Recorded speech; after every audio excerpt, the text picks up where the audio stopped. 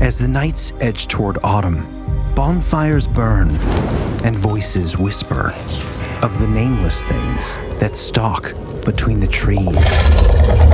The flames become a beacon for lost souls and strange creatures, once driven deep into the forest, now long forgotten. But tonight, as the campfire dances and casts contorting shadows that crack against the tree line, your campfire, once a safe harbor of warmth and light, has become a beacon for the dark. From campground car crashes with lizard ladies to goat-headed Boy Scout hunting freaks, join us on this episode of Belief Hole for Camp Creepily 4, true terrifying tales of twisted forest trails, and pitch a tent at the edge of the unknown.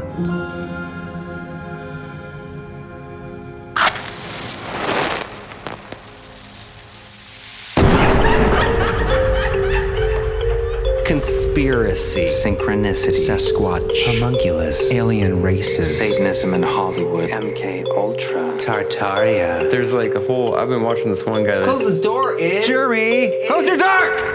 What's the Inner Earth Disagreements. Ghost Dad. I like that movie. Dogman, Bohemian Grove. Feldman. Magicians are demons. Specters and Spirit spooks. summonings. Sleep paralysis. Strange disappearances. Sky whale phenomenon. Alternative history. Shadow people. Shh, quiet. I'm trying to say words with my mouth. It's getting dicey out there. Poltergeists. That's cool. Anunnaki. What is the moon? Elf towers. I would never talk about it. That's old. Y2K. Cover-ups. Apocalyptic catastrophe. Vampire.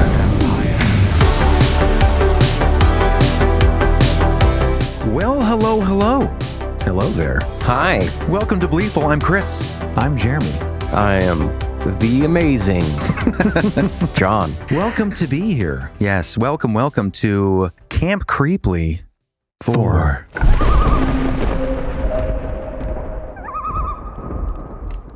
Yes, for those of you who are unfamiliar, we do a series of shows called Camp Creepily. Yes. And this is number 4. And actually, the number 3 is only an expansion member episode. So sign up for that if you want some more stories and you haven't heard the number 3. It was a pretty epic. Oh, if you're a huge fan of the Camp Creepily series and Yeah. you can't find number 3, yeah, it's a members only. So check that out. We appreciate you. So Camp Creepily is our series where we tell true stories specifically about camping. Yes, it's very themed. Pretty clear, I guess, by the title. Yeah. Yeah, it's pretty straightforward. Yeah, it is getting to the end of the year. We realized we hadn't really done one through the summer. So we figured it's one of our last opportunities to get one in before the chill hits the air. Yes. You know, I was thinking it's funny because we're doing the campfire thing and we're doing that next time. Well, they're not campfire stories, but it's sort of a campfire circle with another show. We're really excited to do a crossover with Expanded Perspectives. Oh, yeah. Yeah, next episode will be a crossover with the legendary Expanded Perspectives podcast. That should be really cool. It'll be a lot of fun. Yeah, we're going to basically be kind of trading each other's listener stories, kind of a show and tell, a creepy campfire roundabout. Yeah, and if you haven't heard them, check them out. Well, I'm sure you'll hear them soon. But You great probably guys. have their big show. Yeah, they've been doing it for a good while. So stay tuned. But as far as our campfire stories for this evening, Yeah. what do we got coming up? Oh, it is going to be an adventure. We've got Crocodile Lady Car Crash. Okay. Yeah. Horse Girl. Awesome. Can't go wrong with a title like that. Boy Scout Demon. And Night Voices. And some other really excellent stories, but that's just a little hint. Taster. Awesome. Yeah. Well, can we start right now? Let's do it. Let's just dive in. Who's got the kindling? Throw it on there. Nice. Light it up, John. Are you the counselor for this camp, Chris? I'll be the counselor if you need one. John, that means you have to listen to Chris, or he's going to put you in camp And we timeout. can do the dishes. And put me in the bonfire. That's a pretty severe camp. Into the bonfire. Misbehave, into the fire you go. This is Bohemian Grove Camp. Camp Bohemian. I was a camp counselor, fill-in camp counselor for 2 weeks. You were. I crossed the picket line. Were you any kid's favorite? No, I was one kid's favorite, and then he went home early. Home early. I had to sit up with him all night because he was scared, and probably till 5 a.m. You were like, Aw. want to know a secret? I'm scared. too. I was like, monsters are real. You're like, I'm horrified talking to you right now. Yeah, we might have some flashbacks. If you guys are campers out there, we all went to Camp Luther growing up, the camp up by Lake Erie. And so some of Need those to be memories, that personal. We've told it before. I know. We don't need to keep repeating it. I'm proud of it. I'm proud of Just it. worried if anyone time travels, they'll find him at camp because they know when he I went don't to. like everyone knowing. Like that could be a password for my one of my is it? things. Well, now you're giving well, that I'm not away. going to tell you, but the more personal details. I think we'll you go give to out- Jake and like aerobics first. Aerobics. All right. Anyway, but yeah, I think you guys might get some nostalgic brushes, although horrifying potentially if you went to camp. So let's get into it. You ready? What's our first story? Our first story. This is pretty incredible in every possible way. This I wanted to do for a while. I came across it doing research for a Humanoids episode or something, but it involved camp. So I was like, we got to save it for Camp Creepily. I came across this originally in Preston Dennett's book, who we've covered before on the show. Yeah, great researcher. Yes, and this book was from his collection called Not From Here. This was volume 4. And what I like about his stuff is he sources stuff. And I found the source for the story itself. So I actually am using the original MUFON report. Oh, nice. Yeah. But he did a great job. Check out that book. The chapter is about collisions with UFOs and ETs. Mm-hmm. So check it out. Car collisions, car crashes? All kinds of vehicles. Okay, so this MUFON report was submitted November 26, 2011. And in the short description margin of the report, it just said, I must talk to someone. And this occurred on January 17th, 1989 at midnight. And this happened to a fellow named Drake. And it occurred at Spring Mountain Youth Camp, which was a camp for youngsters with behavioral issues. He was there to be rehabilitated. It's still actually a camp, and some of the people in the story are, they're all real people, and some people still work with that kind of correctional county or whatever. Yeah. So I kept it somewhat anonymous, so it wouldn't be too, but basically what the same thing Preston did in his book. But let's get into it here. This is edited for clarity, and he reported this 22 years after the incident occurred. So let us begin. This is called Crocodile Woman Car Crash.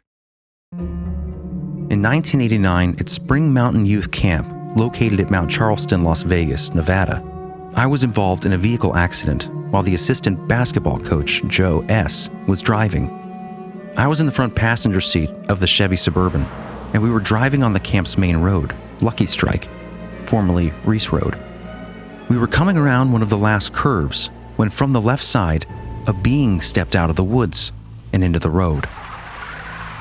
Joe didn't see the being, and we struck it at the last minute and dragged the thing halfway down the road until the Suburban went over the side of the mountain. Luckily, we came to a halt, slamming into a tree, and we were suspended in the air by the roots. Once I climbed back up to the road, I discovered the foot of the being had been torn off. It was nothing I'd seen before. It had 3 toes with sharp talons, black as nails. At this point, Todd, who went to El Dorado High School in Las Vegas, had also made his way back up the cliff. He asked me what had happened, and I pointed at the foot and told him we must have hit whatever this foot belonged to. Just then, we heard a noise on the cliffside. We went to look for what had made the noise and found a being laying on its stomach, attempting to crawl away. It had similarities of a crocodile, the way the back looked, and the tail and the mouth. When it heard me approach, it flipped over on its back. That's when we saw it had 2 huge breasts, the size of volleyballs or bigger, with a pattern on it that resembled the belly of an alligator or crocodile. It was female and had appendages that were similar to humans. When it realized I was there, it crawled quickly toward the nearest tree and used the tree to support itself to stand on one leg. This thing looked at me and Todd and began to cry with a voice that would sound like a child crying for help. I realized that it must be able to communicate in some way. I instructed Todd to do as I did, and we put down the sticks we were carrying, as we were no match to fight this thing, even with it missing its left foot. It was, after all, towering over us, 7 to 8 feet tall, as it leaned up against that tree. 3 of my fingers wasn't equal to 1 of its fingers. Then it spoke in a loud voice, and I asked it questions, and it asked me questions. Now this story goes deeper, because as we waited for help, a teacher who had left camp to go home found us on the road. We all approached him and asked him if he could help by allowing us to put the being in his vehicle and help us take it to the hospital. He refused and said he would call someone when he got to the bottom of the mountain. Well, eventually Joe, who had been driving, made it to the top of Reese Road with the remaining 5 or 6 kids and asked for us to walk back to camp. I told Joe that I wanted to stay with it because we hit her, and to leave the scene would be a hit and run. But he insisted, and we left as he promised to get help for her, the being he had hit. The next day, I was called into head coach Snyder's office. There, I met a man in a black suit with a black hat and was told to tell him what happened. As I told the story and got to the part of describing the being, this person in black interrupted me and said, It was a deer. And I replied, "Excuse me, I was there. It was not a deer." So I began to describe it again, and he rudely interrupted again and said, Yes, it was a deer. Mister, may I remind you that you are in custody and we can keep you till you're 26? So I finally relented and replied that it was a deer. I was mad because I was incarcerated to be rehabilitated, and now I was being forced to lie about the truth. Weird. Pretty crazy. Yeah, especially that ending. Yeah. Like Men in Black. Yeah. I mean, definitely an incredible story. Very. By the very definition of incredible, it seems not credible because it is just very insane. But we've covered plenty of stories about humanoids, male and female. It's interesting detail about the mammaries. I don't know how you would not be like, I mean, a 7 to 8 foot standing crocodile person. How would you not just go into pure shock and panic? Like you would just be frozen in fear. Yeah. Oh, yeah. Unless you want to have a conversation. Maybe it had a gentle countenance. Well, it was crying like a baby, which made me actually sad. I just imagine it's there with like one leg just missing and it's just like bleeding out and it's like, yeah, you know? not like a normal crocodile would respond. Yeah. Where it's like probably just eat you alive. So what questions did they ask it? Do you think the questions were about the meaning of life? That's what I was wondering. Ooh, like, who's the learned ape who teaches the sham? You know that guy? What's the book? Oh, Ishmael. Yeah. You said you shortened the story, right? No, I took out like very minimal, nothing significant for the story. But there is a MUFON report. We'll link to that. You do have to pay now to get stories on MUFON. It's like $6 a month or something. If you want to get the actual reports, which is what I did. But he does say in it, I want to talk to somebody. So I'm sure a researcher must have reached out to him at some point. This was reported in 2011. I don't know if that had ever been published, what the conversation was about after that. Yeah, if they asked each other questions, I want to like, that's kind of an important part of the story. I want to know, was it, how are you feeling? How's your day? Or was it more, where do you come from? Yeah. What is the meaning of life? You know? What are we doing here? Right. Is this real? My cynical brain, when I was reading it, was thinking, well, this was a behavioral facility, and maybe he didn't like the basketball coach, Joe S., who was allegedly driving this, and so he just wanted to like make up a crazy story to get him in trouble. But then I realized, no, he reported this. It was 89 when it occurred. He reported it in 2011. So for him to suddenly be like, I want to get back at Coach Joe. It definitely lends a little bit more credibility when it's that many years later. He hung on to it or that could there long. be memory issues that long after? Who knows? Or maybe he just had issues. Or is he anonymous? Do we know his name? Drake. Which also kind of made me think, like, is this a made up story because Drake is dragon crocodile? Or maybe he just wanted to use an anonymous name that was similar to the idea in the story. Or maybe his name is Drake. I left out the guy's full name, but I looked him up. He still works there. The coach. Oh, really? Yeah, he still works or in that correctional area. We should reach out. Interesting. Yeah. Yeah, I wonder if he knows there's a story about him. And we need to ask him what happened to Miss Lizard. Do we know? Because it doesn't say in the story, because he left the coach to deal with it, right? He's like, I promise I will make sure it gets home okay. I would imagine the Men in Black took care of it. It was a deer. Anyway, I wanted to start with that one because I think it's a great palate cleanser for our normal reality. And it gets us right deep into the strange. Let's go to the next one. Campfire Tale 2. What do you guys want to do? John, why don't we do one of the ones you did? Why don't you decide? We can do Boy Scout Demon. Boy Scout Demon? This comes from a listener of the show. That's right. Who wishes to remain anonymous. But they submitted it to us. This took place at a Michigan campground up north around 2003. And it's called Boy Scout Demon. My story is from when I was between 10 and 11. I think it was a long time ago, 20-ish years. First off, I was homeschooled my entire life till college, so I didn't make many friends or get out much. So my mom and dad got me to join Boy Scouts as a way to make friends and get some useful skills. I didn't get friends, but I got some great life skills. So we were going to a camping outing sometime in fall. The campground setup was a bit weird. It had one road up to the campsite that made a big circle that looked kind of like a keyhole. In the middle, however, was this small grove of trees. The campsites were all set on the outside of the circle with the grove by itself. It was a bit chilly, so to keep warm, we really didn't go beyond the fire's edge. At this point in the evening, we had already eaten and just been eating s'mores and telling campfire stories. Of course, we started telling scary stories. A few kids started with some classic murder stories, then a few Boy Scout kidnappings, Michael Myers type stuff. I myself was terrified as I thought I kept seeing things moving in the background of our campsite. But it was just shadows from the dancing fire as best I could tell. Anyways, I eventually was tired and a bit scared, so I decided to go to my tent to sleep. During this whole time, I felt something staring at me from somewhere behind me. I was too scared to even look until I got up to go to bed. Then I saw it in the grove of trees in the middle of the campsites. It was tall, about 8 to 9 feet. It had goat legs, a human torso, and horns. Its eyes glowed red, and all around the creature was this red mist that was flowing through the air. It just kept staring at me through the trees. It looked like it was on fire almost. No one else saw this thing. I ran to my bed, zipped up my tent, and my sleeping bag covered my face, and hoped I would wake up the next morning. I think I prayed to every god I knew of in hopes one would let me live. It was the absolutely most terrifying moment in my life.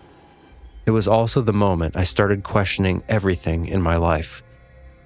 Wow. That would be horrifying. Yeah, I mean, it's crazy because it sounds so similar to a story we did on a Strange Listener Stories episode as far as the description of the thing. Remember, they were at home having a party or something. These young kids were sitting on the roof. Oh, yeah. And then down the street, it was like the energy changed and they saw this horned figure manifest in flame almost coming towards them. It was like a typical devil type figure. I think even with the trident thing. Yeah. Yeah, what is out there? When we were kids, we had a friend and his brother Cameron, remember, told us the story about he was hunting right around here along the trails by the Tuscarawas River. And he said he claimed to have seen a goat-legged horned creature of some kind. What's up with the goat legs? I don't know. It's a goat man out there. I mean, you go pan. It could be always a pan situation. Poke that monster. Anytime a goat is involved, it does make me feel like it's a demon. Well, especially if it's a man goat. Yeah. A goat man on 2 legs. I mean, a regular goat's not too scary, but when they're standing up, It's going to either pretty be scary. they're pretty creepy. It's going to either be a forest spirit or some demonic creature. Yeah. Flip of the coin. That's a terrifying forest spirit. I mean, it doesn't necessarily have to be demonic, Right. but it's a monster of some sort, that's for sure. Definitely be unsettling. Well, you said forest spirit. It does sound like you have the dryads. Oh, that's true. Yeah. Nature spirits. It could be something that's, It was surrounded by a mist too, so or it says almost like on fire, right? Yeah. Well, it red was mist. like a misty fire thing. So that kind of makes me feel like it might have been from a video game. Okay. What? I don't know. I think like of it like came out of the game? I can just see this misty kind of Yeah. Umbra around it. just a misty mist of fire. Like it reminds me of a video game. That's what you're saying. Yeah, something you run into like in Doom or something. Mhm. Supernatural spells coming out of it. Yeah. It makes me think of all those freaky fogs, Fortean mists that we covered from Jenny Randall's and the dimensional gateway potential the openings. mist is a clue of how it's maybe moving between the worlds. Yeah. It's always a colored mist, either yellow or maybe red. Smell of sulfur, silent insects. Yeah. Liquid tool to get you between the realms. It reminds me of someone wrote in, because we talk a lot about this show called These Woods Are Haunted, which is on HBO. I don't know if it's still running, but there's like 3 seasons at least. Really great show. I never watch paranormal shows anymore just because we don't have time and they're rarely good. I feel like this show is excellent. For some reason, I don't know where they get the people, the actual witnesses, but it's the testimonials that make it really good. Someone wrote in and said, we need to check out the episode with, I think it's Emilio. And it reminds me of this because essentially that was another goat-headed kind of horn thing. It was I think it had antlers, maybe goat legs, but it was basically this kid that had been left behind He didn't want to go fishing or hunting with his parents, so he stayed at their little RV or camper or whatever it was, cabin. And he starts hearing footsteps come up, and he hears the voice of his mother saying, "Come and answer the door. Let me in." Oh, that's right. And he's thinking, why would she not? Maybe she's holding food that she'd made. She usually makes breakfast. Maybe she can't get in. She needs help with the door. But then the thing becomes insistent, and he realizes, this isn't my mom. He realizes that it's got a robotic tone. Yeah, it has the robotic mimicry tone that we hear about so much with Tim Argenko. Like the disembodied voices. Yeah. Exactly. It's a real phenomenon. So he goes to the window and looks out, and he sees across from the little drive there, right in the tree line, is this, like his brain can't even wrap his head around. I think he's like, 8 or something, 10. And it's just this like deer-headed, antlered, bipedal, basically like as people would define or describe a Wendigo creature. Like a skinwalker, maybe. Yeah, that's what you would, I think that's what someone suggested, even though that's, a Navajo thing. But anyways, whatever it was mimicking his mother, and it's super convincing. We'll link that episode in the show notes. But you hear some of these people and they're just completely devastated, traumatized from these experiences. What was this demon, like our listener here who wishes to remain anonymous, seeing this goat man in the woods just seemed to change their lives forever. And of course it would. Definitely, wouldn't be something you would ever forget. And it would change the rest of your life, because you would realize that there's just a whole side of life out there that is not talked about, a whole dimension of potential that most people don't acknowledge or believe or understand or know about. Right. Completely blindsided when it happens. It would be hard to fit back into reality after that. Because it'd be like all you could think about. Especially hard to go back into the woods. Oh, yeah. Something you hear so frequently. Lifelong hunters, just they never go back. Like they've hunted their entire lives since they were a boy. Now they're in their 50s, and it's their favorite thing to do. And then after this experience, they won't even go down a country road alone. Yeah. That's the sad part. Your favorite thing to do in life is kind of destroyed. Yeah, because you realize you're among predators and you've just been lucky all this time. Supernatural predators. It reminds me, John, of a great man once said something like, there are so many grains of sand and there's more oceans. There's more strange things in the universe than there are grains of sand on all the beaches of the world. Oh my God, you said it right for the first time. That's not fun. Grains of sand, strange things. There are more beaches of sand than there are grains of strangeness. Had a hard time saying that my whole life. Hey, you nailed it this time. Yeah, it's good. Kind of a drag. Anyway, thank you for sharing, Anonymous. We know your name, but we will not be saying it here. Let's move on. Yes, moving on.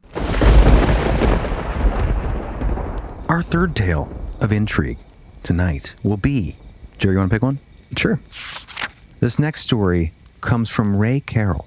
He actually had kind of 2 stories that were submitted, but this one was germane to our topic today because it took place while he was camping. We may revisit his other story at some point down the road that kind of leads to a life of some of these kinds of experiences, specifically with what you might call sky visitors. Oh, yes. But this took place in the spring of 2016 in Taos, New Mexico, and it's called Night Voices and the Golden Triangle. When I was 23 or so, I was living in my truck and seeing the country living the vagabond life. I had a partner and a dog at the time, and we were camped out on the gorge of the Rio Grande, right outside of Taos, New Mexico. We were sleeping in the bed of a Chevy S10 with a roof topper turned into a house over our heads, so we couldn't see the sky. We had a window on one side of the panels that opened up, but the blind was pulled shut. There was a lady in her car, camped out on the same parking area at the end of the dirt road to get there. She had a small smart car looking thing and no blinds or anything, just sleeping in one of the seats, I'm guessing. My partner was sleeping next to me, and my dog, Tim, was outside sleeping and keeping guard, as a road dog does. Sometime around midnight, I started hearing strange noises outside of the truck. It reminded me of the sound that the Predator from the Alien vs. Predator movies would make. Only not menacing. It sounded as if they were having conversations. I heard multiples of these foreign voices around the edges of the truck and underneath it. At first, I tried to logically think about the critters it could have been, but my mind came up blank. The more they purred and clicked at each other, the more I got freaked out. I knew it had to be something that wasn't doing me any harm, though, as Tim was not barking. Anything that approached the truck or wherever we were sleeping, Tim would always howl at it to scare it off and run after it if it was something he wanted to chase, but I heard nothing from him. So I figured if Tim was okay with it, then it must be okay. I thought about waking my partner up, but I thought if I'm already scared of whatever it is, why should I wake her up too to be scared? I realize now this is flawed logic. I sat and listened to them moving around and seemingly under the truck for a couple hours until they eventually went away. The next morning, the lady in the car came up to us and said, "Did you guys see that last night?" I said no, but I had heard some weird noises around the truck. She tells me, "There was a huge gold triangle-shaped ship that came and parked right over the gorge above us. It stayed there and just hung out for a couple hours and then flew off." Anyway, thanks for having such a great podcast and giving people like me the opportunity to share these bizarre stories. Eerie. Thank you, Ray. Yeah. Kind of reminds me of that story. Do you remember the story of seeing those weird beings outside of the car? Yeah, I was thinking that outside the truck, those Yeah, cloaked. almost like the cloaked beings. Yeah. Kind of has the same vibe. Yeah. Oh, dude. Was that on another Camp Creepily episode, maybe? Yeah. I think it might have been the one in the expansion. I'm not 100% sure, but yeah, but I remember that vividly. And we also discussed that when we talked about the, what's the one off the coast of California? The tall, black, cloaked figures. The Dark Watchers of the California coast. Yeah. It also reminds me of the Glimmerman phenomenon we covered a couple seasons ago. The ITEs, the invisible. Yeah. Well, this specifically in this story with the sound, the predator sounds. Yeah. The clicking. That's the only way he could describe it. And we hear that so often. And this was a listener submission, right? Yeah, this is Ray. Pretty incredible. Yeah, it must have been an interesting life to be on the road with your partner and your dog, your road dog, there for protection. Sounds like the Jeremy dream. Interesting. Yeah, that's something I always want to do. Interesting that the dog did not respond. I love those sorts of stories where someone experiences something bizarre, like hearing those sounds outside all around his truck, but is like trying to think like, it's probably nothing. I don't want to worry about this. And then the next day someone comes over and it's like, hey, did you guys see that giant craft in the sky? Yeah. That golden triangle? Right above us all Yeah, crap, it was real. Yeah. Yeah, that would make the hairs on your head stand up. That'd be so funny if your hair just went straight up. That would give you a static charge for sure. Creepy. Thank you for sharing that. Thank you, Ray. That's seriously fascinating and freaky tale. You mentioned the cloaked beings from out. Someone was camping in their truck. We told that story before. In the expansion, there is going to be some great cloaked entity run-ins while camping. Yeah. You could do a whole episode on these cloaked robe figures. Moving along. All right. Submitted for your approval. Sound familiar? We're going to do a pretty incredible story. This one comes from Reddit, but it has a lot of tones of truth in it because it's not super fantastic in the way that it's unbelievable, but it is a very unsettling story and I think very believable if you follow the things that occur within the belief hole. So this I've titled Horse Girl. There was a camp in Malibu Canyon called Lazy J Ranch Camp, and my parents sent me for 2 weeks when I was 8 or 9. It was the only sleepaway camp that I made my parents pick me up from early. I went to a bunch of SoCal sleepaway camps, and I have never experienced anything like this in my life. I slept in my parents' bed for like 6 weeks after. The camp had a lot of land, and it was mountainous, and literally in the middle of nowhere. The boys' barracks were directly behind the outdoor stables for the horses. Yet there was no stable. They would chain the horses up directly behind our cabin in a big raised polo-type field. In between the bunks and the fence, they would chain the horses to what was like a 5 to 6 foot sloped dirt hill that ran down to the foundation of the bunk. One day, 6 or so boys in my cabin were throwing pebbles at the girls' barracks, and we used the path behind our bunk to sneak in and out without our counselor noticing. We ran back and forth exhausted, playing this game until the 6 of us ran back for a final time through the alleyway, just below the horse fence. As we were sneaking back, we looked up and saw a girl, maybe 7 or 8 years old, sitting on the top of the horse fence bar, which was level to the roof of the barracks. One of the boys I was with said something like, Hey, what bunk are you in? We won't throw rocks at that bunk if you don't say it was us. And then the girl started swinging back and forth on the fence, using her hands to support her. And we were all like, what the is she doing up there? Someone else from the group shouted at her and was like, Do you even go here, horse girl? because we could see this kid clear as day, and we knew she hadn't been in any of the bunks, nor had she been at any of the 3 meals with our age groups throughout the week. Within seconds, the girl looked behind her as if something came up to her, like a horse, because she was looking to pet something, but we couldn't see past the fence because it was on a small hill above us. Suddenly, this girl was thrown from the fence and did like somersaults down the hill, all f***ed up and contorted. And she came to rest about 5 feet in front of the first person in the alley. I was behind him, and we all freaked out, screaming like little girls because this girl looked like a pretzel, lying against the foundation of our cabin. We ran to our counselor, and he got up and went back there, and I swear to God, there was nothing there. We had run maybe 30 feet around the corner from where the girl was lying to get an adult, and there was nothing. Our counselor got so mad at us, but too many of us had seen it just to let it be, and we all wanted to go home that minute.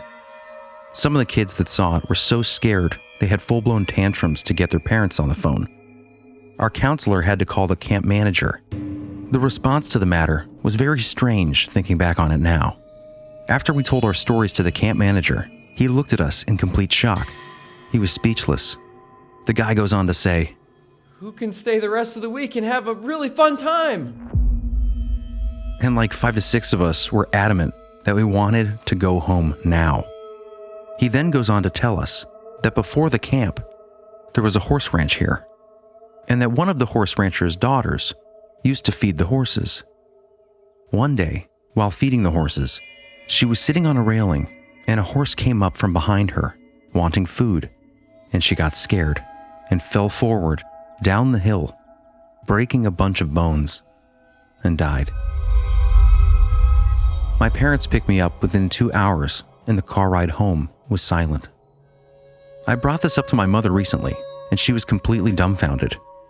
My mom told me that she was called from the camp manager that night, saying that a big fight had erupted, and that me and a few other boys were harassing the other campers.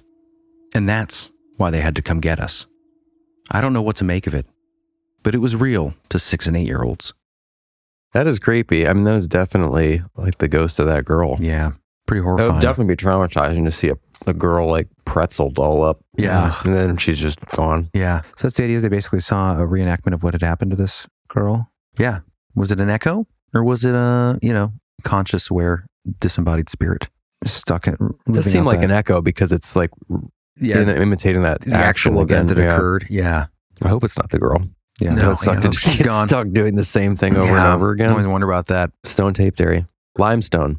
Limestone Mm-hmm. Granite, too. can have that effect allegedly. Conductor of souls. I heard a story recently about a guy who took his own life, and they believed they were speaking with him, and they asked him where he was, Oh, yeah. and heaven or hell, where are you? It was one of those Ouija board or some sort of communication stories, and he responded like somewhere in between, essentially. Oh, this was interesting. Yeah. And he said, how long are you have to be here? And he said 27 years, which was the same amount of time he lived before he died. Before he took his own life. Almost like he basically had to live that same time that he spent here before his traumatic death. Makes me wonder about spirits that, if they're not tape echoes, if maybe they are just, they kind of have to live in that trauma or that difficulty to process it for the same time. I don't know. Yeah, specific Well, that time. one, but that girl didn't take her own life though. I just mean, hear people getting traumatic, Mhm. deaths. But of course, wouldn't normally be the case with all the near-death stuff. Yeah, who knows what the actual rules are? If maybe you're imposing your own rules on yourself too. Yeah. Yeah. It's self-inflicted karma.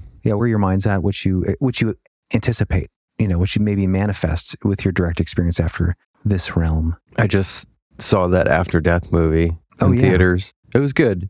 You're kind of an expert now. You've seen so many. How would you compare it to what you've seen before? A lot of the stories I had already seen. Okay. I thought it was good though. It was good for people that don't know a ton about the stuff. Mm-hmm. Introductory, kind of. there was a lot of fact-based science behind it, and yeah, I thought it was good. I mean, if you are into the near-death experience phenomenon, it's in theaters right now. It's called After Death. I think it's only playing in select theaters though, but once it comes out, released into the world, I would definitely check it out if you're into that stuff. It was good. The cool thing about it was a little bit more Hollywood, so the reenactments were much higher quality than what you typically see. Yeah, that makes sense. That'd be cool to see. John, did you see that? We talked about this before, but Bigelow, he did that competition for proof of the afterlife several years ago, and he submitted it. I forget what the prize was. Eternal life. Eternal life. Yeah. $100,000, something like that. It might have been bigger. Maybe it was $1 million, but it was like for the best evidence that could be fact checked. Something high. You could Google it. We covered this before, but anyway, I'm bringing it up because that was concluded. It finished, and now you can buy them. It's like, I forget how many books, several books, red leather bound books. You can buy the collection of all of his best research collected by all of these different doctors and physicists and all people from all over, mediums, but everybody trying to bring their best evidence of the afterlife. That'd be cool to have in the studio, on a shelf. It was $1 million. Was it $1 million? It was a prize, yeah. Yeah. I think the best evidence when it comes to that stuff, a lot of the times, is the anecdotal stories. I think the corroborating points of view. We are going to do another near-death show, and the angle might be along the lines of doctors, specifically experiences of their patients. Right. Yeah. And was it in the film?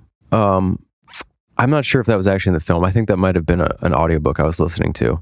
But just when you hear the doctors, oh no, it was in the film. When people are clinically dead and they're flatlined and they're gone, they don't have, their eyes are closed and they're essentially brain dead.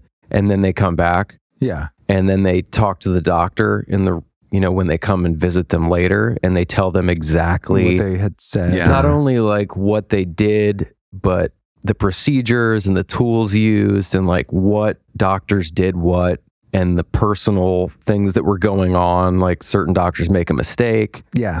And that stuff is fascinating. There's no way you could know there's that. There's no way that you could possibly know that. So it's interesting to hear it from a doctor's perspective and how much it freaks them out. Like there's no way you could possibly know that. Absolutely. And it's coming from a trusted source, which is a doctor that didn't believe in anything until they actually had that experience. Yeah. I think that's kind of the most compelling, because you can never really prove it with science. Right. At least right now. It's something you can't really measure. Right. It's very difficult to be in that situation and measure something when someone dies. I think we did that story once. I don't know if it was a nurse, but it was something about a shoe. You remember that? Yeah. On top of the building. Yeah, we've covered that a couple times. They left the body and saw like a red shoe on the roof of the hospital. Right. And then lo and behold, she comes out of surgery and she asks the nurse about or it'll be a conversation about what doctors or nurses were saying outside of the room after the flat line and everything, and like how there's no way they could have known the conversation that took place even outside of the room. Right. Yeah, it'd be fun to get back into this topic. We did, in season 2, we did a pretty deep dive on near-death experiences. We talked about Raymond Moody, all his work. Right. With his book, Life After Life. And who was the other guy? Atwater was another author we covered, Beyond the Light. Yeah, so definitely cool to get back into that. Yeah, and but hope that this poor girl who felt it was seen falling, hopefully she is moved on, and this is just a tape echo, replaying energy from a traumatic experience. And if it is her, she at least doesn't have to be in pain. Yeah. Isn't it weird when you're in a dream and you know you should be experiencing pain, but you don't, but you still kind of feel it? You know what I mean? Yeah. Almost more like it's usually a pressure or a temperature. It's not usually. I mean, sometimes you can have pain and you wake up because you are actually in pain.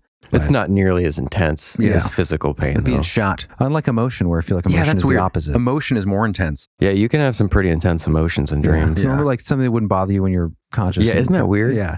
And it can linger like too. Way more intense. Like maybe there is something in your life that is bothering you or has bothered you in the past. And you've just been burying it. Yeah. Or it just doesn't affect you that much when you're awake. Right. But you kind of go back to that point. Yeah, even like old relationships. You might not think of someone or feel those feelings, but then you have a dream and you're like, it's like it was yesterday. Yeah. Or like you're jealous about something your girlfriend in high school did. Like it was a dream. Yeah, it's very strange. 20 years later. Anyway. Humans are weird. I say we take a quick break. We step away from the fire for a minute and maybe find a tree. use the restroom. Why don't you give a very quick summary of what the expansion is, Chris? Yes. Oh, yes. Expansion. Well, expansion, very quick, is going to be a continuation. The fire is going to just get higher for the campfire.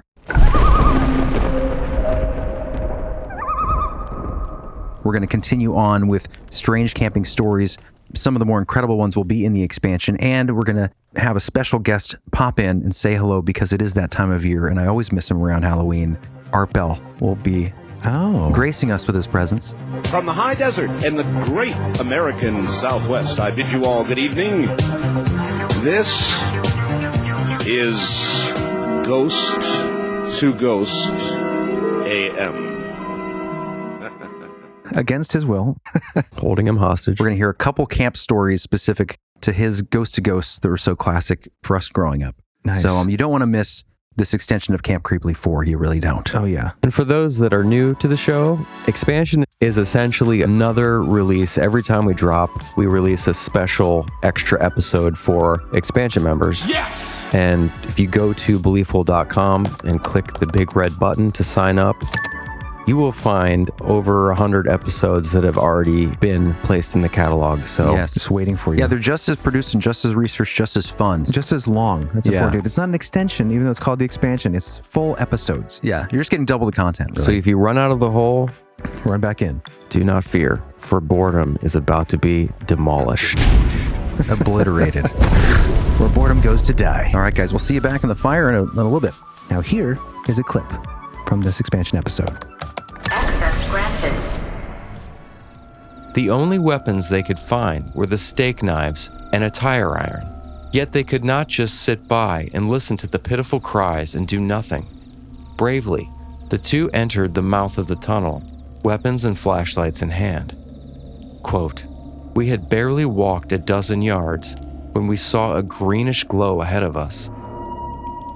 As we got closer, we could make out the dark figures of two men in hooded robes.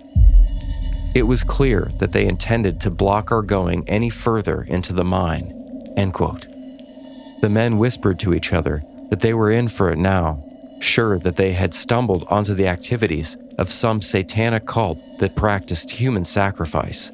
As they drew closer, they saw that the hooded figures were barely 5 foot tall, and both Dwayne and his friend, being muscular and standing over 6 feet tall, felt sure that they could handle themselves, if it came to that, against a couple of, quote, midget cultists. They boldly demanded that the hooded figures release the women that they were hurting. Then both the figures replied, weirdly, in unison, in a deep, mechanical voice, just as Miss Hall had described in Missouri. Quote, "The women are beyond your help. Leave at once or perish. Leave at once or join them in the caves." Dwayne shined the beam of the flashlight directly into one of the being's face and was surprised to see what looked like a red.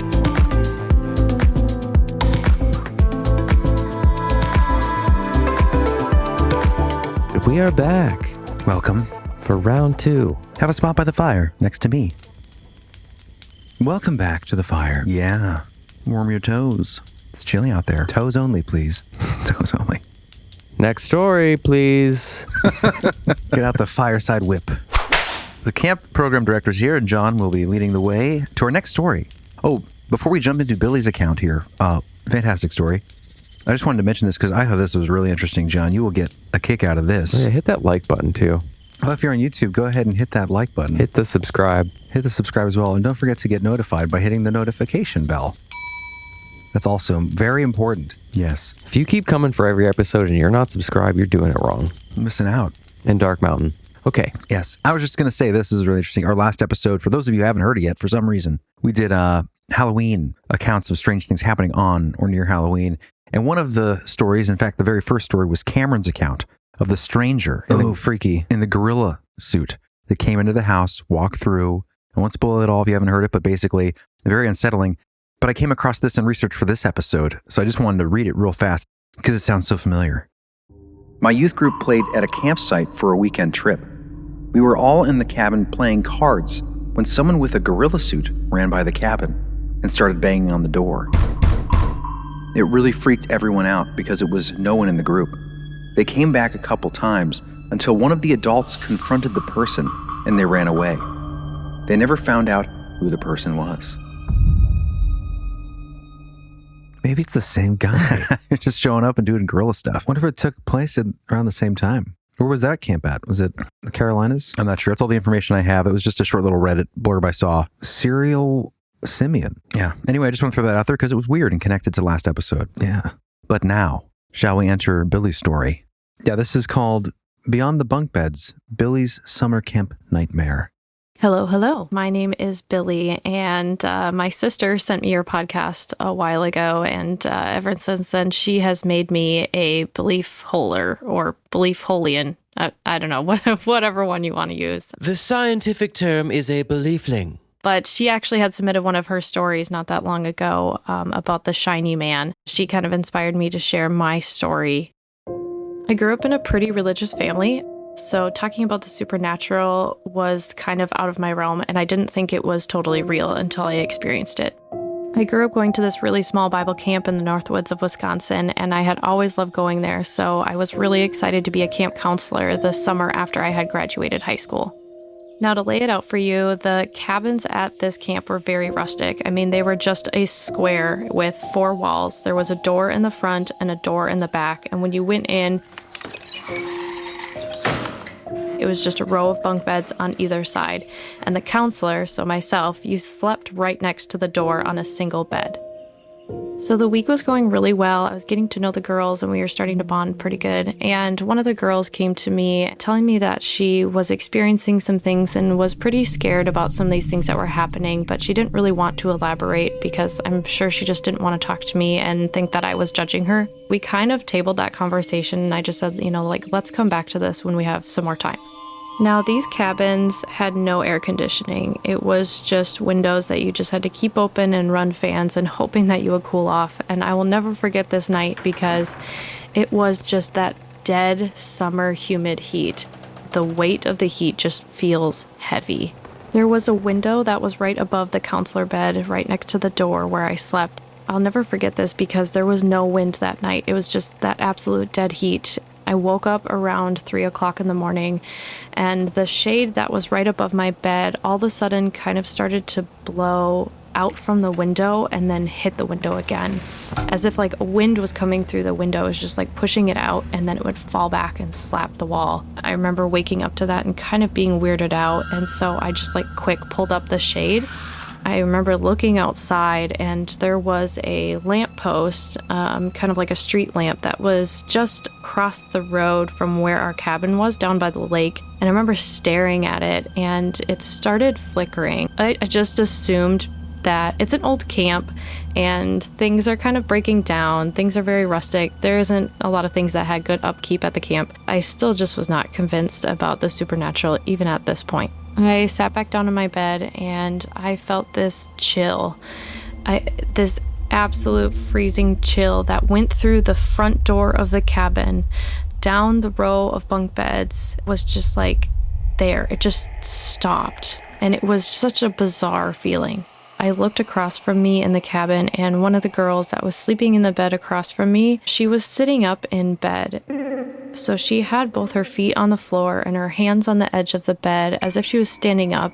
It was kind of still dark in the cabin and I was kind of squinting my eyes trying to figure out what she was doing, and I just kind of quietly asked her if she was okay or if she was going to be sick or needed to go to the bathroom, and she didn't respond. I honestly assumed that maybe she had a history of sleepwalking or sleep talking, so I just kind of let her be and just kind of observed just to make sure that she was going to be okay. All of a sudden, she started swaying back and forth and back and forth. That's when I kind of started to get freaked out.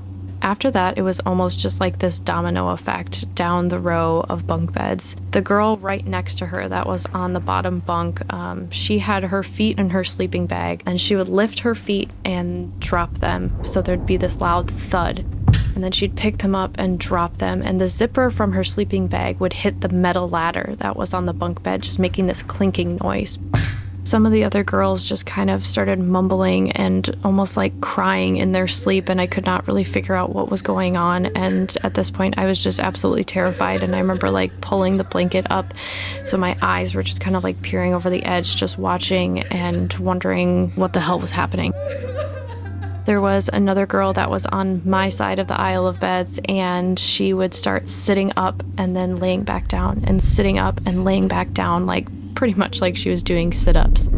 And everybody in the cabin was doing some sort of movement or crying or rolling in their bed. I just basically sat there and was watching. And because it was a Bible camp, the first thing that I did is I started praying, because I was quite honestly terrified. This went on forever. All of a sudden, out of nowhere, one of the girls on the back corner of the cabin just let out this blood-curdling scream. And then everything just stopped. Needless to say, I did not go back to bed that night, and I watched the sunrise. The next morning at breakfast, I remember looking at the girls, and a majority of us just looked purely exhausted and just dead tired. I just kind of nonchalantly asked them if anybody had any dreams. Like 90% of the girls in the cabin had these horrific dreams, these horrific nightmares of, I don't even want to say, but terrible, horrific things that were happening to them in these dreams, except 2 of these girls had dreams about my grandmother. For the first few nights that we were at camp and trying to get to know each other, some of them had asked if I would tell them bedtime stories. So the only stories I could really come up with were these stories of me and my grandma. I grew up right next door to my grandma, so I had a lot of very fond memories of her and spending time with her. And so these 2 girls in my cabin had these dreams of being with my grandmother and just like feeling very safe with her. The crazy thing is the dreams that they had were honestly memories. They were memories of mine that I had with my grandmother. One of them in particular, one of the girls was talking about how she played grocery store with my grandma as if she was a little girl, and that is specifically one of my most fondest memories that I have with my grandma. I had pulled that girl aside that I had mentioned earlier about her being scared and asking what was going on. And come to find out, right before she came to camp, she was hanging out with a friend, and sure enough, they messed around with the Ouija board, and some freaky things happened, and she got scared, and so they kind of got rid of it. I have always kind of wondered to this day if something either followed her or attached to her. I'm really not sure what had happened, but all I can say is that it was the most terrifying experience of my entire life. Wow, that is a crazy story. Yeah. That is Intense. definitely, there's a lot to that. Yeah. There's a lot of layers in there. And the discovery of, before coming to camp, the one girl had played with a Ouija board. There's always a question like, well, did something come along? It's like camp, one kid has the flu and comes to the cabin, everyone gets the flu. In this case, everyone gets possessed. Potentially. That would be wild to see that all unfold in front of you. Oh, yeah. It seems like it's going through the cabin. Yeah. Like everyone's being possessed. There's something about sleeping too, that you're just the most vulnerable at that state. Yeah. And especially children, I feel like. And on your back, they say. it's interesting that the grandmother almost seemed protective. Yeah. Was it, she said 2 girls? 2 girls had dreams of the grandmother that she had told them about earlier, like to comfort them from, they're like memories to her. Well, that was weird too, but just the fact that it was only 2 of the girls that were kind of protected from that. Yeah. Yeah, that's definitely very interesting. Just the whole thing is just so many questions. Yeah, a lot of little facets. Also interesting that her sister, we did her story in the past, The Shiny Man, and there seems to be a connection with spiritual warfare and protective spirits or angels. I think the Shiny Man was like this angelic figure that had visited her sister, Abby. When she was young, she would have night paralysis and terrible, terrible dreams and nightmares. And the mother would come in and try to comfort her, and she would see this glowing, like illuminated, all white robed figure, just angelic, like you'd think of as an angel. And she would just say, "It's okay, Mom, the Shiny Man is here." And like it freaked the mom out. Like, where is the Shiny Man? Oh, he's in the corner. And after that, never had an experience again. But it's the same thing as far as like whatever the role the grandmother seemed to play in this for these kids. And I guess our listener here that submitted this, Billie, went on to study spiritual warfare in college because it made her so interested in the idea of the spiritual realm and spiritual beings. I want a Shiny Man. I want a shiny man. To have on hand. How do you study spiritual warfare in college? There was a class. Well, she did go. Oh, She did okay. go to a small. I don't know if she was referring to this, but she did go to a small Christian Okay. college. So I don't know if it was there. I would think it would have to be some sort of religious school to have any have sort that. of course offering like that. Specifically on I spiritual wonder warfare. what that course was Unless like. it was like a historical, like the history of spiritual warfare, belief How systems. can you have like a history of that though? You could have like But these belief religions, systems, yeah. But I feel like spiritual warfare is more like Like here's your crucifix and holy water. Go get those that's what vampires. I think of, but I'm probably not what it is. It's probably more like how to arm yourself with the armor of God and more of a biblical approach, obviously, like Yeah. faith Prayer and stuff. right. I don't know. We don't know, but Yeah. anyways, We are fascinating. speaking out of our bottoms. Spiritual warfare is the Christian concept of fighting against the work of preternatural evil forces. Yeah. It is based on the biblical belief in evil spirits or demons that are said to intervene in human affairs in various Well, ways. she had a first-hand account of that. Speaking of demons and intervention, there was an older lady at the camp, a counselor that I guess volunteered like every year.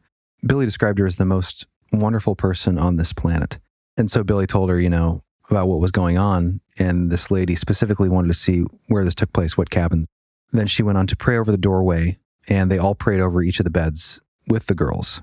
And I guess after that, nothing else happened. So there was kind of like a little blessing exorcism that seemed to work. So I guess spurned her onto the spiritual warfare research. But That's nice. yeah, Well, thanks for sharing that. Yeah. One of the better stories I've heard in a while. absolutely. And if you guys have stories like that, she would like to know. As so many listeners do, they want to know, has anyone else had an experience Yeah. like this? And Mix it up in the hole. yeah, thank you, Billie. Speaking of mixing it up, we're going to do a quite a turn here into a very unique account by one of our listeners from Norway. This is an interesting account. We've covered Hulder folk or hidden folk and gnomes and other sorts of creatures that a lot of people believe to be fantasy on the show before in real encounters. I mean, this is one of those such stories during a camping trip. This comes to us from, he said we can use his full name, and it is quite a long name.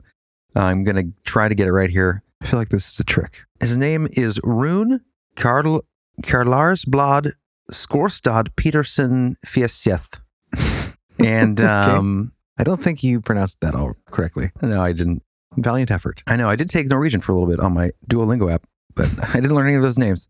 Apologies. Anyways, this happened in Norway, obviously, Our homeland. our homeland of our blood, our ancestors. homeland. Jaska spise bjørnen. Yes, good day. This happened in 2008, and let us begin. Hulderfolk party.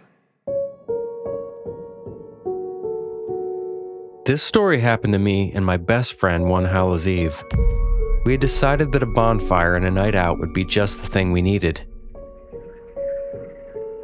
We went to a lake where we knew there was a lean-to and made camp there. In a short amount of time, we had a fire going and were ready to watch the stars and moon trek across the sky until early morning. After shooting the breeze for a few hours and sharing some spit-roasted meat, we both started hearing music. We both got quiet at that point, just listening. What the hell is that? I think we sat there for nearly 2 hours listening and wondering if we should walk over and see what was going on, maybe join the party. We could hear voices, talking and laughing, even singing, though we could not make out any of the words, neither in the conversations or the singing. As we listened, I could swear the music got closer, and eventually it sounded like it was just beyond the tree line. Then we both heard a voice declaring, There's no one here when the party is over. I looked over at my friend, and his wide-eyed, pale expression said it all. We said nothing, just gathered all our things, put out the fire, and ran for the car. When we got to it, we just tossed all the things in the back seat and got home.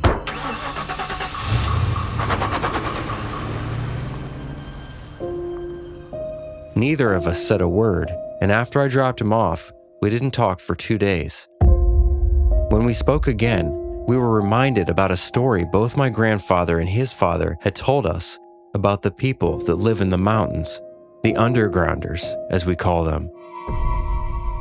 They told us that once a year, they get out from underground and have a party, and if you hear them, you will be so enthralled that you will join them. And if you do not get out before dawn, they will take you with them. You heard that before. Yeah, Maybe it'd be fun to go. I think it would be. I think he just may not come back. Yeah. The Undergrounders. Do you get a chance to leave the next year? Like, does a window open during the next If party? you go back to dance, like now you're one of the regulars? Well, you go above ground again Yeah. for the next party. Can you go next time, or do they brainwash you? Probably wouldn't want to anymore. Are they like the Amish? Is that how it works with the Amish? You Well, visit one of their dances? I mean, the Amish allow like the Rumspringa. yeah, that's what it is. Oh, so they might release you back into the wild for a time? You can go out again, but it may be more fun to just stay with them. Mm-hmm. You know? Like with the Amish. Yeah. Rumspringa. Yeah. Fascinating. So many aspects of that are stories we've talked about before. Also, the by the lake thing. It reminds me of, I forget her name now.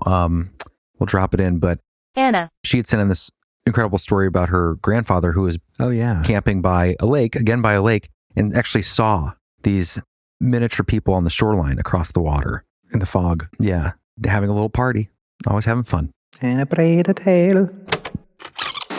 Initiating episode flashback. Season 2, Episode 9, Terrorized by Gnomes. I listened to your guys' podcast while hiking in the woods, which in itself can be scary because in northern Sweden, we have a lot of scary folk stories, Vikings, and forest people. I remember how my grandfather told us not to hike too far into the forest, that something was there. He talked about a kind of phenomenon called vitra that has been here for a long time. Everyone up here in the north knows what vitra is. It is often explained as small people living underground. Some of them can be benevolent and mean no harm, while others can act with malevolent intent. Regarding Vitra, like so many folk tales, it is different depending on the region. Where I live, older people tell stories they heard as children, as their parents experienced. My grandfather told a story his dad experienced when he was a kid. It was around midsummer, and he and his friends had been out fishing when they suddenly saw lots of small lights on the other side of the lake. They managed to steer the boat a little closer, and there, in the middle of nowhere, they see 8 to 10 small people. Imagine little trolls. They looked exactly like ordinary people, but they were incredibly small, maybe max 50 centimeters in height, 19 and a half inches. That's really strange. Can you imagine that? Anna continues. He had heard of Vitra before, but never believed it. However, he knew that you should show respect and be on guard.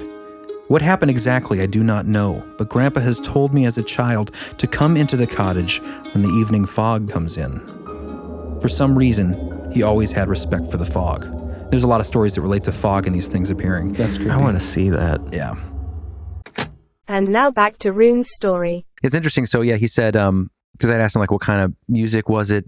Some follow-up questions. He basically said it was, what you'd picture, sort of flutes and drums, like you heard there, violin. And I asked him about that. Like, what was so frightening about this? Why did you know that it wasn't just, people? First of all, the instrumentation. Also, he said that the statement that voice that they heard, he said it wasn't sinister, but there was a malicious glee in the statement of after the party is over, nobody leaves. Yeah. Sort of like a threat. You kind of wonder, were there other campers that were at the party? Other humans that he was referencing? Maybe on the other side that did get fairy napped. Really interesting. It's interesting in his connection with his grandfather's story, how during the experience, it was talked about with his friend. Yeah. That maybe we should go join him. They said it sounded like fun and that. Oh, yeah. They were like, we should go. Should we go over and hang out? And then because of the old stories, they're like, wait a minute.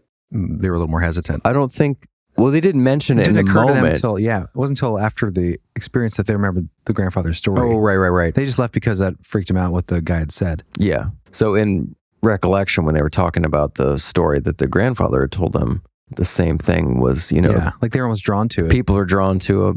And then if you don't leave, then you're right. You get sucked underground. It's such a typical, the being drawn to like the fairy circle. Yeah, even in English folklore with fairies, the fae folk, it's the same sort of like you get caught there too long. You get seduced in by music and drink and they cut your shadow out. That's right. Cut your shadow off. Sell to the shadow people. That's right. Don't let them get it. They can move between the worlds.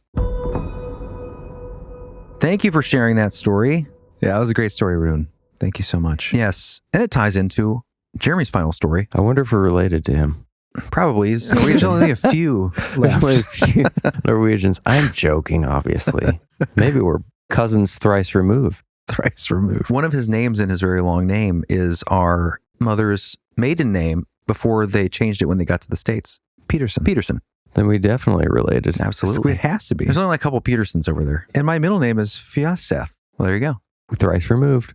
All right. This next story is going to run along the same strange vein. Yeah, so I found this while searching for camping stories in the Fairy Census from 2014 to 2017. Great resource. And I call this Gnomes of the Lake. There's that lake again. It's called Gnome Island in here. Yeah, I couldn't remember what I called it. Gnome Island, it's called. That sounds fun.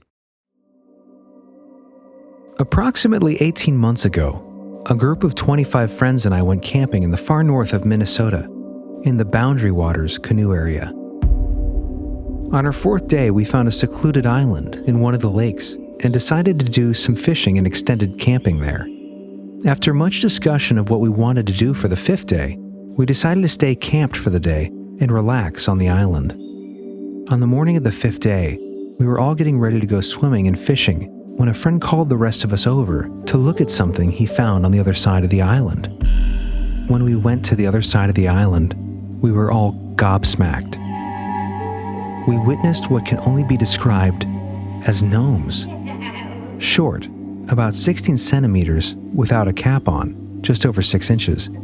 Human-looking beings with tall caps and rough homespun clothing. We witnessed both male and female gnomes, as well as a few children. The gnomes were aware of us, as was obvious by the way they would occasionally shoot us the evil eye, but made no malicious or threatening moves towards us. We sat there and watched the entire village for about 95 minutes or so before we left to go about our activities. We camped out on the island again that night and were not disturbed by them. I went back near where their village was early the next morning and left a gift of a gold ring that was supposed to be given to my deceased fiancée. I think it's what she would have wanted, because I remember reading about gnomes working with gold as a child. So that's weird. It's kind of sucky for the fiance. Well, she's dead. That's sucky too. It's also sucky. But yeah, it's an interesting choice. Leave a golden ring for, I guess, yeah, maybe wish. You're supposed to leave gifts. Yeah. But it is odd to watch 95 minutes. That's just over 3 hours. You're watching a village of gnomes play and hang out. Yeah. And then you're like, we're going to go, I don't know, maybe we'll go do some like kayaking and come back.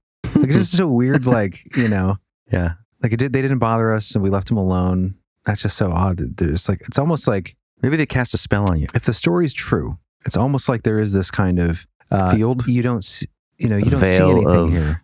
Forgetfulness. Yes. Yeah. Forget me now. Forget me now. A veil of unconcernity. Yeah. Where you just like, oh, this seems normal. Or like, it's kind of, that's just interesting, but it's not going to be enough to like alter my course of activities or go report it. That reminds me of those group of hunters that saw that UFO. Oh yeah, the cube we covered. Yeah, and it's if it wasn't on film, they would have completely forgot about it. But they actually filmed just it. like, oh, that's a weird UFO. Yeah. It's a square in the sky, and then they just walked away. Yeah. If you guys haven't seen our Invasion of the Cubes episode, we talked about the black sky cubes, and there's footage of this cube that these hunters film. It's like almost like a little probe type thing. Yeah, but it's just above the ground, floating there, and they're all staring at it. The camera, pans over from the hunters to the cube and then back, and then one guy's like, well, we better keep going. And they just walk on their way. And then they totally forgot about this incident, almost like the memory was washed until weeks later, one of them was editing the footage and was like, oh my God, I forgot. That's so weird. Yeah, definitely check it out on YouTube where you can actually see the video. We play it there. Yeah, I'll put a link in the show notes for you guys. I was going to say, and for those of you who are still on the fence about the whole gnome situation or the Hulder folk, you definitely need to listen to our episode from season 2, Terrorized by Gnomes, Horror of the Hidden Folk, because we went hard into the paint. That was a great episode. Yeah. We went really deep with the research. Pretty much proved that they exist. Without a doubt. 100%. All right. Our last tale of the night. The fire's getting low. Let's get it going. This is called Midnight Fishing. And this also comes from Preston Dennett. Around midnight one evening in July 1962, two buddies were fishing for walleyed pike on the pond created by Foot Dam near Oscoda, Michigan, only a few miles from Wurtsmith Air Force Base. They would often see jets landing and taking off. On this evening, the jets had finished their maneuvers, and the two men were fishing in the center of the miles-wide reservoir. Without warning, the complete darkness was pierced by a bright light overhead. Writes one of the men. Looking up, we saw a huge ship, hundreds of feet in diameter right above us. There was no sound. It was flashing all sorts of colors. It was immense and terrifying. Almost immediately, it seemed that numerous fighter jets came pouring out of the runway. Slowly the ship rose until it appeared the size of a $50 and zoomed to the west almost instantly. The men quickly returned to camp, built a bonfire, and went to sleep. The next morning, listening to the radio news, Did you hear about this, Phil? Apparently there was a massive UFO sighting last night. they learned that the local police stations had been flooded by callers reporting UFOs. Wild stuff. Wild stuff. Weird and wild Should see if we can get the radio host on the show. Yeah, do a good job. He might be interested. Excellent story from Preston Dennett. So we bookended it with Preston Dennett's work. Yeah, that's cool.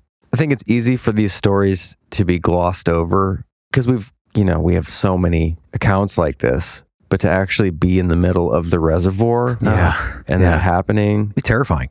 I mean, I had an experience seeing a UFO from a very distant location, but to have it be right above you in the middle of a miles wide reservoir. Dude, and the vulnerability of being on the water. Yeah. In a little boat. Like, can't run anywhere. It's right above you, massive. It'd be shocking.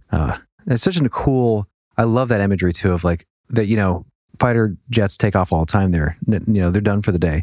Then this thing appears and then you hear them coming. Like, damn it, I thought work was done. Yeah. Like, thank God this happened by an Air Force base. It's going to chase this thing out of here before it has a chance to suck us up. It'd be funny if a fishing line came out of the UFO. And the human bit the hot dog and pulled them up. And they were just fishing for actual fish. For regular fish.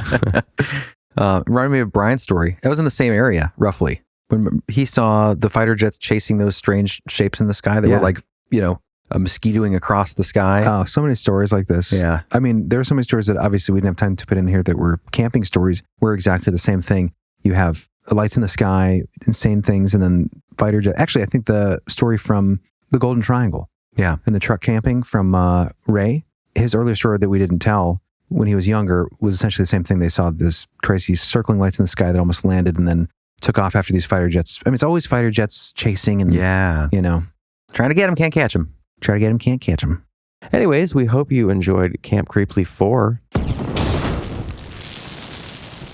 If you haven't heard the other versions, feel free to peruse the earlier versions. And if you want to learn how to not get abducted by small cloaked men in the desert and taken down into caves to be tortured, then you want to tune into the expansion episode. Oh, yeah. Yes! We'll be reviewing some of those stories, which are fascinating and fun. It's in your best interest. It really is. Yes. Oh, and a big thank you to the hundreds of people that came out for the meetup in Michigan. It's hard to talk to everybody, but I think we got to talk to the most important people. At least 3. Yes, at least 3 people. Thank you. Big hello to Andrew, Josh, and Hannah. And Hannah, Hannah with those awesome little ghost guys she made us. Very sweet. Super cool. It was really cool talking with you guys. So hopefully we can do it again sometime. Right on. All right. Well, before we go, we have some special people to thank. Yes, we do. You're the best around. Nothing to keep you down. You're the best. Is that what it is? Around. None of the to keep you down. Thank you. We will begin now. Welcome to. Thank you to be here. New members. First, we have Alexis Robb. Ooh, I'd rob her for an Alexis.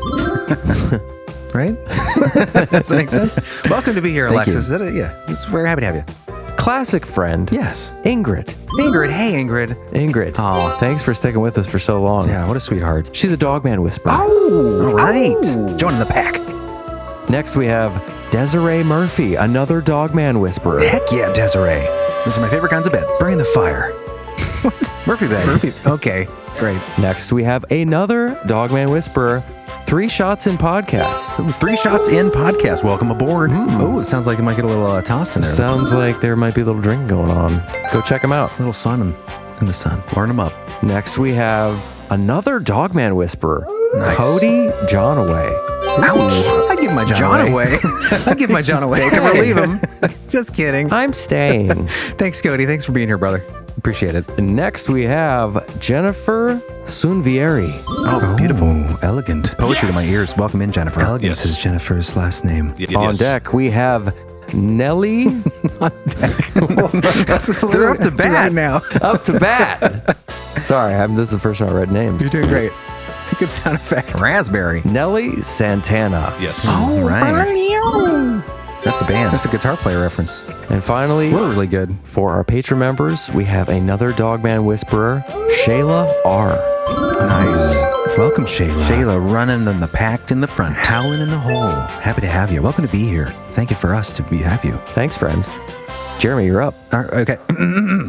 Coming into the hole as a black-eyed cool kid, we have Ross Simonov. Ross Simonov, all right, welcome. To be here. Welcome. Spicy. Hi, Ross. I watched Friends last night. Haley Cranford is here. Matthew Perry died. Oh, gosh. Rest in peace. Ruined I know. Haley's name. I felt really bad. I didn't even know, and then I saw him the other day. Sorry. Oh, R.I.P. Matthew Perry. I know, he was great. I loved him. He was super funny dude. TV last night. We could just talk about this for a while. He was on TV. Friends. Okay. I watched Friends last night. Yeah, Anyways, okay. It's like coming home. Here's to Matthew Perry. God bless you, Matthew. All right, next in the hole, after Matthew Perry, is Haley Cranford, a Dogman Whisperer. All right. Cran it up. If you were a fruit, you'd be a cranberry. That's right. But that's a berry, not a fruit. I bet you're sweeter than a cranberry. They're chocolate. Yes. That sounded I just meant it aggressive. as a compliment, but it Awesome. came out. Sweeter than a cranberry. You bet you're sweeter than a cranberry. You're more like a Honeycrisp apple. Settle down. Crisp apple. No. Welcome. Anyway, she's a Dogman Whisperer, so she could eat all of us alive. Thank you so much for being here, Haley. You rule. Haley, pretty name. I like it. He's no slouch. He's Stephen Klaus. Yes. Stephen Klaus Klaus. an off rhyme. Klaus Pickles. Klaus Pickles. Yes. He's of the Klaus Pickle Empire. Welcome, Stephen. We're so glad to have you in the hole. That's Klaus. Allison O'Rourke is here. Yes. All right. Hi to be here. Allison. Hi to be here. Welcome to see you. She's fallen down the rabbit hole and into the belief hole. Wait, that's What? Alice in Wonderland. No, that's true. Alice, not Allison. Anyway, welcome. We love you. Allison O'Rourke. Happy to have you. Catherine Emily is also here. Hi, Catherine. Two names. Two first names. Love it. Yes. Ding ding. It's a winner. Catherine the Great. Welcome to the hole. Henry, the High Priestess, is here. Welcome. Welcome in. Royal member of the Dogman crew, the Dogman group of the Belief Hole. Thank you. Thank you for being a Dogman Whisperer, Henry. Maybe Henrietta. Rico Panetta. Doesn't get better than Rico Panetta. I was thinking of a pimento. What the hell? You know, my favorite act is the Rico act. Yes. That when he acted to come in the hole. Oh my Yes. gosh, dude. That's really bad. Welcome, Rico. Sorry how awful that was. Rico. Suave. Well, Lady Slaw Banas Banatskiewicz. What do I know? What? Well, I'm so sorry about that. Well, Lady Slaw. Maybe it sounds like Banaskowicz. a Greek name. Well, ladies. Banaskowicz. Was it Corson Daly? No, I said it again. Corson Daly. Oh, cousin. We had this problem last time. Perfect Strangers. We said step by step. It was Yeah, I Perfect know. Strangers. Corson Daly. Corson Larry. Cousin Larry. Oh my Carson god, it's Daly. so funny, dude. That's what I said last time, dude. I totally messed it up. Anyway, what's the name again? We have no free will. We're literally robots. I'm getting good on this one because I said it a few times. Well, Lady Slaw Banaskowicz. Welcome. Well, Lady Slaw Banaskowicz. That is one of the best names we've heard so far. Exploded into the hole. Thank you so Thank you. so much for being here. What is that? I'm slumbering. Corson Daly. Jimmy Chestnut is a Dogman Whisperer. Jimmy Chestnut, crack it on the fire! Cracking those nuts open. Falling from the tree and into the hole. That's right. Thank you for being a Dogman Whisperer, my Ooh, friend. your holiday's coming up soon. Christmas? Much?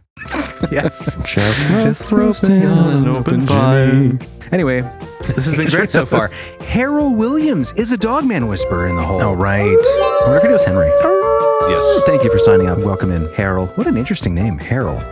Ashley Kano is also a Dogman Whisperer and will defeat Liu Kang in any Mortal Kombat was gonna make fight. that I was going to do a Mortal Kombat joke. Kano wins. Fight. She probably really appreciates the Mortal Kombat reference. I'm sure she does, yes. Huge fan. Thank you, Ashley, so much for being a Dogman Whisperer. Oh, it's so good. Jesse Wright is in the hole. Hi, Jesse. Welcome to Better have than you. wrong.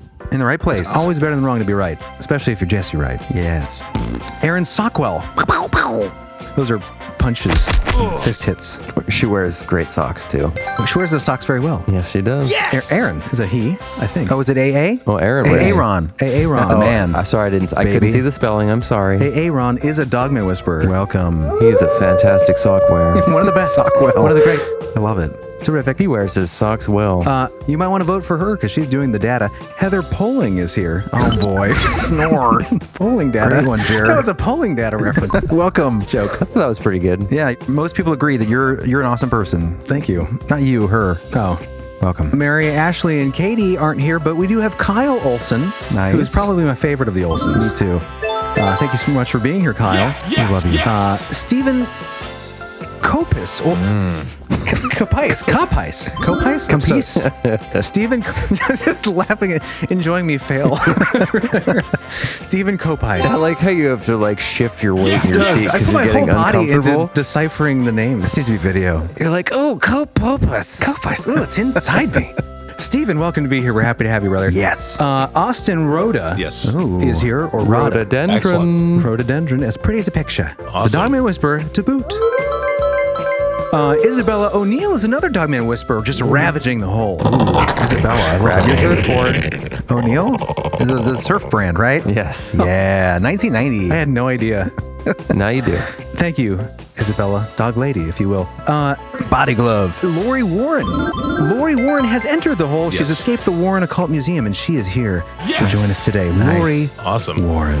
Maybe she's related. Maybe. Welcome in, Lauren. We're happy to have you because you're a Dogman Whisperer, and that makes you extra cool. Yes. And also, welcome to the hole. She's maybe a bloodsucker, but no, that doesn't work. Jesse Leach is Nice. Bleeding on the hole. I was trying to have like not a non-offensive thank you, but Leach is it's a great name. They make great donuts. Yeah. That's Lurch. But Leach is You also know, good. sometimes good qualities from certain people will leach in to the conversation. Well, if you think about back in the old medical days, That's leeches true. were used to bleed people that were sick. They still use it. Any way you say it, it doesn't sound good.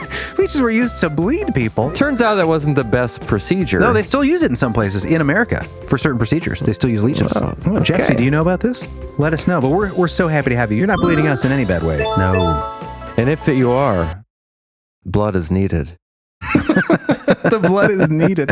John said with all seriousness. Welcome in. And finally, our last thank you of the day. Oh, yes. Thank you to Amanda and Angie, the cake conjurers. Yes. Make that cake. Yes, Magic. yes, yes. Imagine how magical that tastes. Special shout out to you. Yeah. We love you. Send us a cake. Are you making a cake right now? You don't need any cake. No. What's that cake look like? I'll take a cake, though. Everyone needs a little cake. Welcome into the hole. Yeah, so happy to have you guys. Thank you all so much for your continued support and patronage to the Belief Hole. Yes. You guys are exploding the Belief Hole out into the world. It's growing. It's lampooning the earth and lambasting our neighbors. And that's it. And that's all we have. Thank you. See you in the expansion. We'll see you next time On Belief Hole. Later.